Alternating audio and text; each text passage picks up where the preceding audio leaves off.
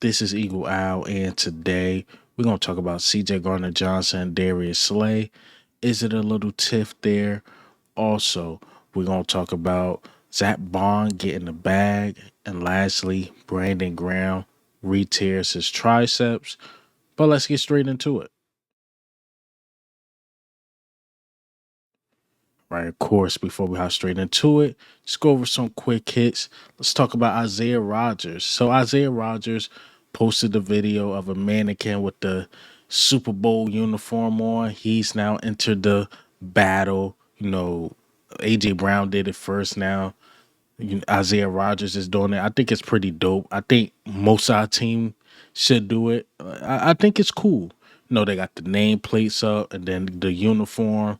I think it's dope. It's definitely rememberable, whatever the word is, memorable, because you never know if you ever go back to the Super Bowl or not. I think it's pretty cool that they are doing this, man. So shout out to Isaiah Rodgers. Also, another quick hit. We got to talk about Ian Rappaport. He's saying the Eagles can't afford Myles Garrett. But let me play this clip. That rumor was going around in Indianapolis a little bit, so Cody's not crazy. Well, not in this case, maybe in other cases. But first of all, from the Browns situation with Myles Garrett, they do not intend to trade Myles Garrett. I think they've made that very clear when teams have called them. That is something that has been evident. They've said it privately and publicly.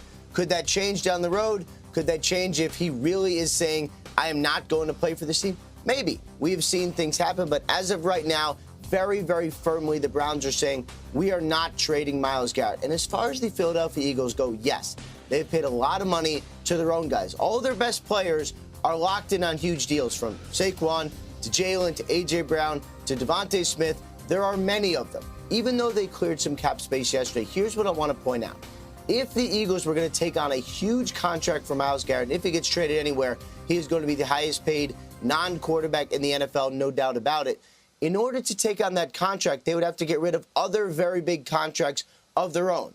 Even the Eagles can't just fit everybody they want. I would be very surprised if this happened. It is a great rumor. It's a great rumor, but I'd be very surprised if this happened. Yeah. I would say this: try him. Try Howie Roseman, Jeffrey Lurie, and see if they can afford him or not. I'm pretty sure they make some things shake. Now, I know he went into details like how we got all these big players or our main players locked up and we had to trade one of them. I promise you we won't. I promise you we won't. We'll find a way to pay him, and I think he'd give us a discount because he want to win. I really do. Now, he's not getting Max Crosby money. He might get some under that, but, try us, Browns. See what we could offer and see if we could pay Myles Garrett or not. Let's see. I want that test. Last quick hit, we got to talk about Darius Slay, how he wants to stay in Philadelphia. But let me play this clip. Equal, because I want to hear it. I want to hear it here first. The money's equal. Everything is equal. Where does Darius Slay want to play next year? The money equal and everything is equal. It's Philly for sure. It could be whatever. You know what I'm saying? As long as the money nice. If anything, if Philly doing what I want to do, we in Philly again. This is my first time actually seeing the free agent market, if I ever get to it. If I don't get to it, but I never been a free agent before, so I don't even know how I really got down work, honestly. Sound like, if the money right, we match whatever offer he get or something close to it. Look like he'll come back to Philadelphia. So Darius Slay will be fine. Like, he's gonna find a home. Hopefully it's with us, not the Commanders. I know he alluded to that in his last podcast, talking about the Commanders just a little bit. So again, hopefully he don't go there. But let's get into the main topics. While talking about Darius Slay, he mentioned, like, when he leave or if he leave, who will be that captain. And let me play this clip. Piece about that, yes, I do, because I do got a great leadership role in that secondary room. But I won't be surprised if Reed and them guys like Reed can, advance these guys. Reed been around me and a lot of other veterans that been here before. And I'm sure he could lead that group the right way. Because that's who I feel will be leading the group is, if I ain't in that building, is Reed Blankenship, because he's a great leader. You know what I'm saying? He is a great damn leader. If they bring another veteran in that's already been playing a lot, I can see them coming in and being a leader as well. But for sure, if I'm not in that room, Reed Blankenship, will be a great, tremendous leader, a great one.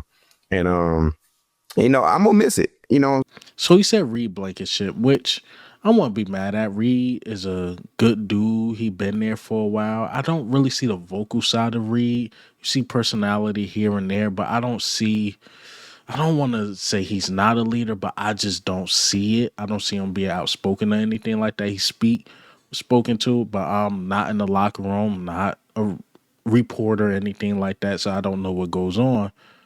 But I honestly think it should be CJ Gardner Johnson. Well, CJ Gardner Johnson think it should be himself as well. As soon as that clip dropped, CJ Gardner Johnson tweeted this: "The slick sneak dissing is crazy." Now that could just be ironic that he just happened to tweet that when the video came out. And then he went into more details, right?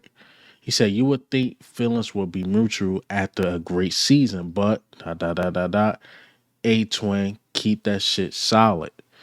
So I'm like, okay. Now it seemed like he's talking about Darius Slay because that tweet reminded me of a video that came out months ago. So remember when Slay and the Micah Parsons and the CJ Gardner Johnson thing came out? Seemed like they was laughing at him, around that week 4-ish, or was it week 4? If I'm not mistaken, after we just got blown out and Darius Slay decided to go talk to Micah Parsons. And CJ Gardner Johnson was, being bombarded with questions about it. And this is what CJ Gardner Johnson had to say. He's a great teammate. No more to say. He's a captain of our team. We listen to him, we follow him, and just try to hope we get a Super Bowl this year to make sure that he can go out with a bang. Being on his last couple of years and how we want to play it, but to take care of our vets and making sure that they know they got a safe haven here. See, this is an old video back in October. He like great leader, great guy. I rock with Slay. So when I seen that, like he thought the feeling would be mutual. Like, okay, you leaving, you should give me that captain, or you should say like I'm that guy. But it seemed like Slay don't feel that way. Or to be fair to Slay, sometimes I do these videos and I forget stuff. I forget details. Like, dang, I forgot to put that in the video. Or dang, that guy didn't cross my mind at the time. So it could have been a little of that. But then CJ Gardner Johnson put out, "This is nothing about our team. Trust, we good." So now you could take that two ways because Slay is technically not on the team. And he's saying, like, I'm not dissing the team. It could be something like that. Or it could just be mean, like, I'm not talking about Slay. I'm talking about something totally different.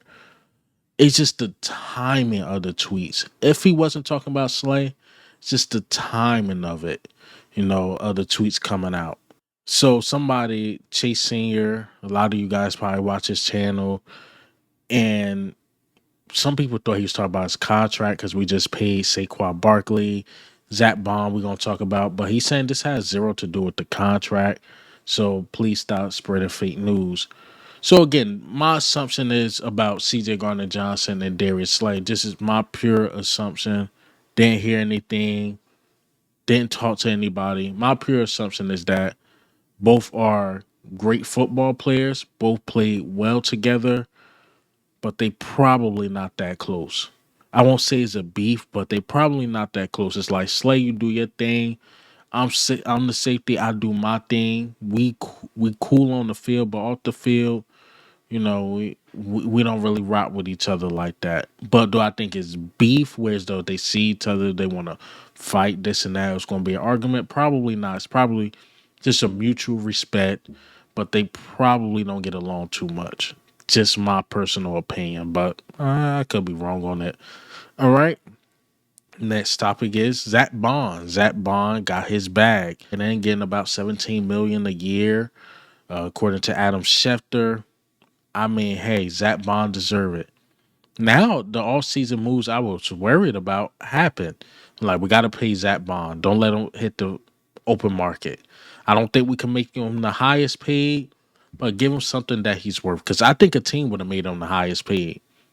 To get him away from the Philadelphia Eagles, for sure, a team would have made him the highest paid. But that did not happen. He decides to stay in Philadelphia, and I'm very happy about this. So the moves I was worried about is Zack Baun, and that's really it.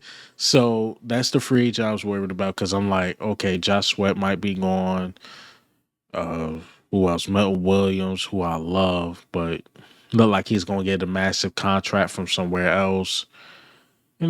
Stuff like that. But Zack Baun was the main priority. The Saquon Barkley thing nobody was expecting, but it's looking just more like a pay raise. But again, I'm very, very happy for Zack Baun. Underdog story, underdog story, and to make it out from New Orleans, it was doubted. He had moments where he cried after games, like, "Can I even play football anymore?" And he comes to Philadelphia and changed life from himself and for us Eagles fans. Because I will say this 2-3 years ago, if you told me in the future, Howie Roseman, during the off season, he's going to make a running back the highest paid, he's going to make a linebacker the fourth highest paid, and our guard is not signed yet. If you told me that, like, he's going to prioritize a linebacker and a running back over a guard, which is Mekhi Becton, who I love, who should be getting paid soon. I'm like, and he's going to prioritize him over like Milton Williams, a D lineman, over Josh Sweat, a defensive end, a running back, and a linebacker. If you told me that was going to happen in the future, I'm like, no way, you smoking something. But Howie Roseman said things going to be different, and this is very, very different. But it was very, very smart. Again, you don't have Saquon worried about money. You get a well-deserved raise, and you pay your linebacker who played at a tremendous high level. That's what you do. But again, shout out to Zack Baun. But let's get into this last topic, and we're going to wrap up the video. We got to talk about Brandon Graham. He's tough, man. Speaking of triceps, I don't know what's going on with that. But Brandon Graham returned during the Super Bowl, so we was down 2 defensive ends. Now let's look into the future of Brandon Graham. I think he should hang it up because even getting the surgery and stuff like that and him being at an older age, it's probably going to take longer for him to recover. So now you really start looking at the defensive ends and like, okay, you had Nolan Smith. He played the whole season, but can he be the primary guy? Seemed like he got a little injury proneness to him. No offense. I'm just saying Nolan Smith been the dog. But it's coming off a little injury proneness. Are we ready to push him out there? Brandon Graham, older. Is he even coming back? And we know Josh Sweat is possibly going somewhere else. So you down 3 defensive ends. One, is he reliable? That's my question about Nolan Smith going into next season. Is he reliable? Brandon Graham, can't rely on that and him being the same. Again, tears triceps at an older age. So you really start looking at like the Myles Garrett and stuff like that. Maybe we should make a move, or that first pick maybe move up a little bit and get a defensive end. I still want us to prioritize getting a tight end for sure, but the defensive ends are starting to look really, really, really thin. But shout out to like Brandon Graham being tough, strong, wasn't even known. I know he was at like a basketball game. He had his arm wrapped, and I thought it was just a precautionary thing, but he retore it and he get the surgery.